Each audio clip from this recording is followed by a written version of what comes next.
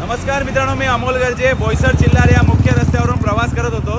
ही माझ्या मागे जी तुम्ही बऱ्हाणपूरची बस बघता ही बोईसर आगाराची बस आहे। बस बंद पडणे हे आज दिवसभरातली ही दुसरी घटना। आज सकाळीच नवापूर रस्त्यावरती म्हणजे नवापूर रोड रस्त्यावरती त्या ठिकाणी बस पडली होती बंद, आणि ही पण बस जी बोईसर चिल्लार रस्त्यावरती आहे, गेअर पडत नाहीये या गाडीचा।